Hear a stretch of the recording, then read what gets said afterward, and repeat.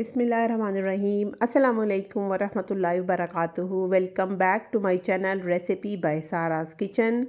अल्लाह ताला आपके और हमारे सबके मामलात में खैर और बरकत अता फ़रमाए और इंशाअल्लाह हमें अपने हिफ्ज़ व अमान में रखे।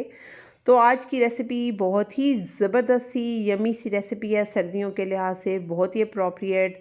सरसों का साग जिसको बनाने से अक्सर लोग बहुत परेशान होते हैं, लेकिन आज मैं आपको इसकी रेसिपी बताऊंगी जो 30 मिनट्स के अंदर आप इसको झटपट से तैयार कर लेंगे। तो रेसिपी शुरू करने से पहले जो लोग मेरे चैनल पे नए हैं प्लीज़ मेरे चैनल को सब्सक्राइब कर दें। वीडियो अच्छी लगे तो ज़रूर लाइक कीजिएगा। चलते हैं अपनी रेसिपी की तरफ। तो यहाँ पे मैंने ले लिया है जी 2 किलो सरसों का साग और आधा किलो मैंने ली है पालक और एक गट्ठी इसमें बाथू की ली है मैंने। इन सब चीज़ों को मैंने बहुत बारीक बारीक सा काट लिया है, बिल्कुल फाइनली। और इसके बाद मैंने इनको 2 बकेट्स के अंदर ट्रांसफ़र करके अच्छी तरह धो लिया है ताकि ये इसमें मिट्टी ना रहे, क्योंकि आपको पता है साग में बहुत ज़्यादा मिट्टी होती है। और सब चीज़ों को मैंने मिक्स कर लिया है और स्टेन कर लिया है। आज मैं साग बनाऊंगी कुकर के अंदर ताकि ये बहुत जल्दी से रेडी हो जाए। तो मेरे पास काफ़ी बड़ा कुकर है, उसके अंदर तकरीबन ये क्वांटिटी 3 किलो बन जाती है, जो मैंने कि इसमें सारी ट्रांसफ़र कर दी है। सब साग अच्छी तरह से आपने प्रेस करके नीचे की तरफ को कर देना ताकि ये वैसे तो फूला फूला ऊपर रहता है। तो ये देखें पूरा साग इसमें फिल हो गया है। अब मैंने इसके अंदर तकरीबन 12-15 मेरे पास साफ़ सुथरी सब्ज़ मिर्चें हैं जिनको मैंने इसमें डाल दिया है, इनकी डंडियाँ अलहदा कर दी हैं। साथ में मैंने एक गट्ठी जो है थोम की ली थी, लहसुन की, वो मैंने इसमें ऐड कर दिया है। थोड़े से स्लाइसिस मैंने अदरक के इसमें डाल दिए हैं। 1 टेबलस्पून मैंने सॉल्ट डाला है।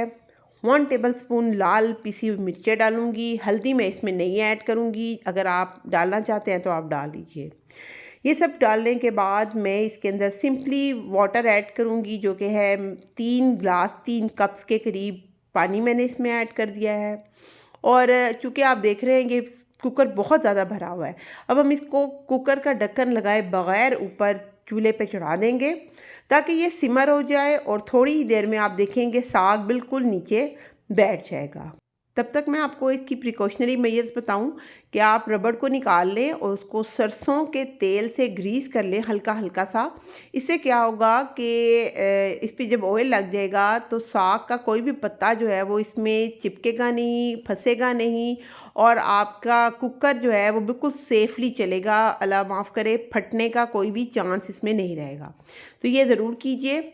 देखिए तकरीबन 5 मिनट हो गए हैं, साग बिल्कुल सिमर हो गया, नीचे चला गया है। अब हम इसको कुकर को बंद कर देंगे और सेफली कुकर चलेगा इंशाल्लाह 25 से 30 मिनट्स तक। मीनवाइल आपने जो काम करना है आप करें। 30 मिनट्स के बाद हम इसको चेक करते हैं। ये देखें मामूली सा इसमें पानी है। इसको मैं ढक्कन उतार के अब चूल्हे पे थोड़ी देर के लिए रख देती हूँ। जैसे ही ये पानी खुश्क होगा तो हम इसको नेक्स्ट स्टेप की तरफ चलेंगे, जो कि है इसकी ब्लेंडिंग। साग की गंदलें मैंने देख ली हैं, ये बिल्कुल सॉफ्ट हो गई हुई हैं, बिल्कुल गल गया हुआ है साग। ये देखें अब पानी इसका खुश्क हो गया है। अब इस साग को हम करेंगे ब्लेंड। थोड़ा सा ठंडा कर लिया है मैंने साग को। मेरे पास यहाँ पे हैंड ब्लेंडर है, मैं उससे करूँगी। अगर आपके पास घोटना है आप घोटने से भी कर सकते हैं। ज़रा मेहनत ज़्यादा लगती है लेकिन उससे भी बहुत मज़े का टेस्ट आता है। लेकिन चूँकि आपके पास अल्लाह ताला ने अगर ये अप्लाइंसेस दी हैं तो उनसे फ़ायदा उठाइए। इससे बहुत ही ज़बरदस्त सा इसका जो है ना टेक्सचर आ जाएगा। यहाँ पर जी सारा साग घोट लिया है मैंने और इसको मैं मज़ीद भी डोई की मदद से भी मैं इसको एक दफ़ा से घोटूंगी ताकि वो वाला जो इसके अंदर टेस्ट है ना वो भी ऐड हो जाए। और सारा साग जो है ना बिल्कुल मलाई की तरह जब तक ना हो जाए आपने इसको अच्छी तरह से ब्लेंड कर लेना है। इसमें आप पानी की मिकदार अपने लिहाज से देख सकते हैं। अगर आपको साग थोड़ा पतला चाहिए तो आप पानी भी ऐड कर सकते हैं, या पानी सुखाएं ना। तो वैसे साग में से पानी छूटा हुआ बिल्कुल अच्छा नहीं लगता। अब यहाँ पर आपने डालना है जी 2 से 3 टेबलस्पून आटा। आटा आप मकई का भी यूज़ कर सकते हैं, आप व्हीट फ्लावर भी यूज़ कर सकते हैं, जो आपके पास है। मैंने यहाँ पे व्हीट फ्लावर यूज़ किया है, गंदम का आटा जो रेगुलर हमारे पास होता है। इसको डाल के आप अच्छी तरह से घोट लें तो इससे इसका जो टेक्सचर है वो बहुत क्रीमी सा हो जाएगा। वैसे कुछ लोग इसको नहीं भी डालते, लेकिन हम अपने घर में हमेशा से देखते आए हैं, तो मैं तो इसमें हमेशा डालती हूँ।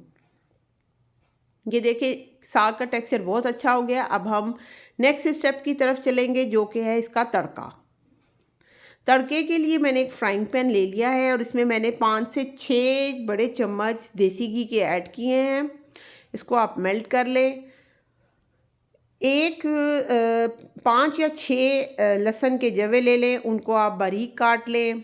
साथ में अदरक के स्लाइसेस को भी थिन काट लें, छोटे छोटे बारीक बारीक काट लें। लाल मिर्चें साबुत 3 से 4 आप ले लें। और एक बात जो कि बहुत इम्पॉर्टेंट है, आपने पूरे साग को तड़का नहीं लगाना। जितना साग आपने खाना है आप उतने साग को तड़का लगाएं, बाकी को आप फ्रिज में रख दें ठंडा करके। पूरे साग को तड़का लगाने का फ़ायदा नहीं है, क्योंकि जब भी आप साग निकाल के खाएंगे तो वो तड़का आपको हमेशा फ्रेश लगाना पड़ेगा। सो यहाँ पे मैंने कुछ हरी मिर्चें भी साथ डाल दी हैं, और इससे पहले कि हरी मिर्चें काली हों आप इसमें साग ऐड कर दें। उतना साग जितना आपने सर्व करना है, खाना है फैमिली ने, या फिर आपने किसी को सर्व करना है। साग इसमें डाल दिया है और अल्हम्दुलिल्लाह इतना ज़बरदस्त सा इसका टेक्सचर आ गया है। साग को हमेशा आपने देसी घी के साथ या फिर मक्खन के साथ ही तड़का लगाना है। सिंपल ऑयल के साथ इसका वो टेस्ट नहीं आता। तो लीजिए आपका झटपट साग बिल्कुल देसी स्टाइल में सरसों का साग तैयार है। उम्मीद है आज की रेसिपी आपको पसंद आई होगी। रेसिपी अच्छी लगे तो मुझे ज़रूर कमेंट बॉक्स में बताइएगा। मेरी रेसिपी को लाइक कीजिएगा और चैनल को सब्सक्राइब करना हरगिज़ मत भूलिएगा।